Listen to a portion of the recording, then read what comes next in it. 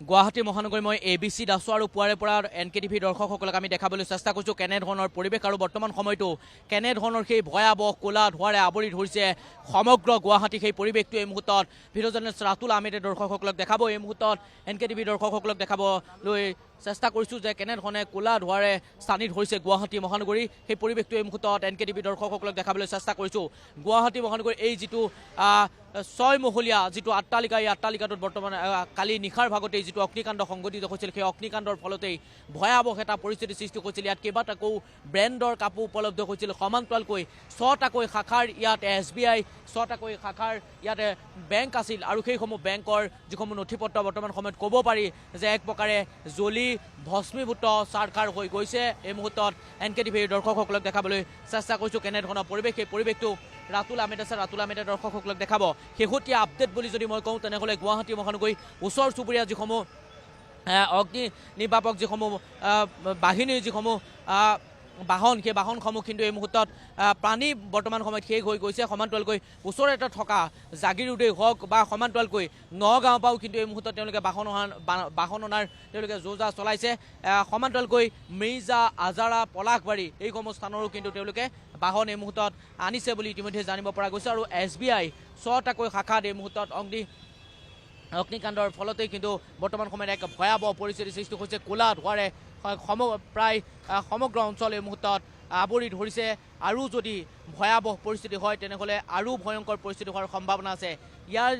এই স্থানলৈ আমি পুৱাৰে পৰা আমি দৰ্শকসকলক দেখাবলৈ চেষ্টা কৰিছোঁ। আৰু একাংশ ব্যক্তিয়ে এটা কথা উল্লেখ কৰিছে যে তেওঁলোকে এটা কথা কৈছে যে বহু ব্যক্তিয়ে ইয়াত তেওঁলোকে লকাৰত তেওঁলোকৰ নিজৰ জীৱনৰ মূল্যৱান সামগ্ৰীসমূহ তেওঁলোকে থৈছিল, ইয়াত তেওঁলোকে অলংকাৰ থৈছিল। সেইসমূহ এতিয়া কি হ'ব তেনেধৰণেও কিন্তু প্ৰশ্ন উত্থাপিত হৈছে। কিন্তু মুঠৰ ওপৰত ক'ব পাৰি যে গুৱাহাটী মহানগৰীত ভয়াৱহ অগ্নিকাণ্ড সংঘটিত হৈছে, ভয়ংকৰ অগ্নিকাণ্ড সংঘটিত হৈছে। আৰু যিটো অগ্নিকাণ্ডত পুনৰবাৰ যথেষ্ট ক্ষতি হৈছে আৰু যিটো অগ্নিকাণ্ডত প্ৰায় বহু কোটি টকা সামগ্ৰী যে নষ্ট হৈছে সেই কথা কিন্তু স্পষ্ট হৈ পৰিছে। এই মুহূৰ্তত NKTVৰ দৰ্শকসকলক ভিডিঅ' জাৰ্নেলিষ্ট ৰাতুল আহমেদ আছে, ৰাতুল আহমেদে দৰ্শকসকলক দেখাব ক'লা ধোঁৱাৰে এই মুহূৰ্তত এই যিটো অট্টালিকা, এই অট্টালিকাটোত কিন্তু স্থানিত ধৰিছে আৰু বহু কেইগৰাকী কিন্তু ব্যক্তি এই মুহূৰ্তত আঘাতপ্ৰাপ্ত হৈছে বুলি ইতিমধ্যেই আমি জানিব পাৰিছোঁ। আৰু SBI যিসকল লোক, সেই লোকসকলে এই মুহূৰ্তলৈকে তেওঁলোকৰ নিজৰ স্থিতি প্ৰকাশ কৰা নাই বা তেওঁলোকে সংবাদ মাধ্যমত গোটেই বিষয় সন্দৰ্ভত হয়তো কাইলৈ দিনটোত তেওঁলোকে হয়তো অৱগত কৰিব। কিমান ক্ষতি হৈছে সেই কথা হয়তো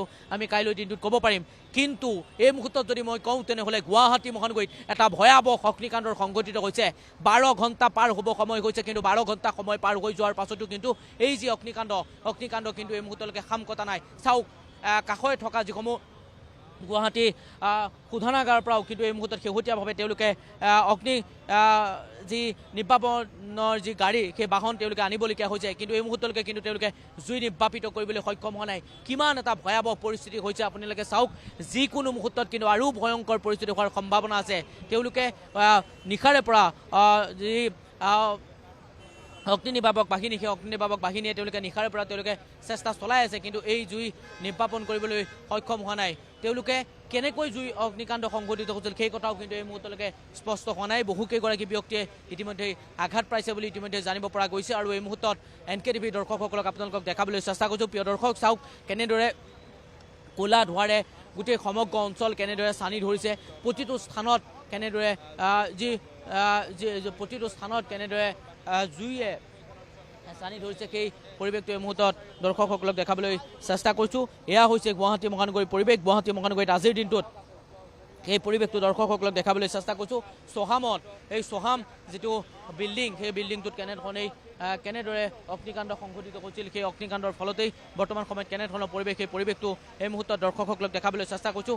ক'লা ধোঁৱাৰে বৰ্তমান সময়ত ছানি ধৰিছে প্ৰতিটো পৰিৱেশ আমি দৰ্শকসকলক দেখাবলৈ চেষ্টা কৰিছোঁ। কেইবাগৰাকীও ব্যক্তি আঘাতপ্ৰাপ্ত হৈছে। এই মুহূৰ্তত চাওক কেনেদৰে প্ৰতিটো স্থান, মই পুনৰ কৈছোঁ যে ভাৰতীয় ষ্টেট বেংকৰ গণেশগুৰি শাখা আছিল, বাণিজ্য শাখা আছিল, তেওঁলোকৰ কেইবাটাও শাখা আছিল, SMCC গুৱাহাটী কেইবাটাও তেওঁলোকৰ শাখা আছিল। আৰু প্ৰতিটো শাখাত এই মুহূৰ্তত অগ্নিসংযোগ হৈছে। আৰু অগ্নিকাণ্ডৰ ফলতে কিন্তু বহু কোটি টকাৰ সামগ্ৰী এই মুহূৰ্তত নষ্ট হৈছে, বহু নথি পত্ৰ এই মুহূৰ্তত নষ্ট হৈছে বুলি ইতিমধ্যে উল্লেখ কৰিব পাৰি। এই যি অগ্নিকাণ্ড, এই অগ্নিকাণ্ড কিন্তু অতি ভয়াৱহ। কাৰণ কালি নিশা 12 বজাৰ পৰাই এই যে অগ্নিকাণ্ড সেই অগ্নিকাণ্ডৰ সংঘটিত হৈছিল, যাৰ ফলত বৰ্তমান সময়ত পুৱাৰ ভাগৰ পৰা আমি দৰ্শকসকলক দেখাইছোঁ পুৱাৰ ভাগৰ পৰাই কেনেধৰণৰ পৰিৱেশ ইতিমধ্যেই আপোনালোকে দেখিছে। মোৰ পাছফালে থকা এই যিটো আট্টালিকা সেই আট্টালিকাটোত কেনেধৰণৰ এটা পৰিৱেশ আপোনালোকে দেখিছে। বৰ্তমান সময়ত যি বেংকৰ যিসমূহ নথিপত্ৰ সেইসমূহ নথিপত্ৰ ক'ব পাৰি যে বৰ্তমান সময়ত সেইসমূহ সামগ্ৰী বা সেইসমূহ নথিপত্ৰ বৰ্তমান সময়ত জ্বলি মোটামুটি চাৰখাৰ হৈছে বুলি এক প্ৰকাৰে ক'ব পাৰি। আৰু বৰ্তমান সময়ত যি ষষ্ঠ মহলালৈকে যি ষ্টেট বেংকৰ কেইবাটাও শাখা আছে সেই প্ৰতিটো শাখা কিন্তু বৰ্তমান সময়ত জ্বলিছে। আৰু যিমানেই তেওঁলোকে জুই নিৰ্বাপন কৰিবলৈ চেষ্টা কৰিছে সিমানেই যেন অতি ভয়াৱহ পৰিস্থিতি হৈছে। প্ৰতিটো পৰিৱেশ আমি দৰ্শকসকলক দেখাবলৈ চেষ্টা কৰিম। পুৱাৰে পৰা প্ৰতিটো পৰিৱেশ আমি দৰ্শকসকলক দেখাইছোঁ। আৰু এই মুহূৰ্তত শেহতীয়া আপডেট বা শেহতীয়া যি পৰিৱেশ সেই পৰিৱেশটো এই মুহূৰ্তত NKTV দৰ্শকসকলক দেখাবলৈ চেষ্টা কৰিছোঁ। মই পুনৰবাৰ দৰ্শকসকলক জনাবলৈ চেষ্টা কৰিছোঁ অতি ভয়াৱহ হৈ পৰিছে, অতি ভয়ংকৰ হৈ পৰিছে গুৱাহাটীৰ ABCৰ এই স্থানটো।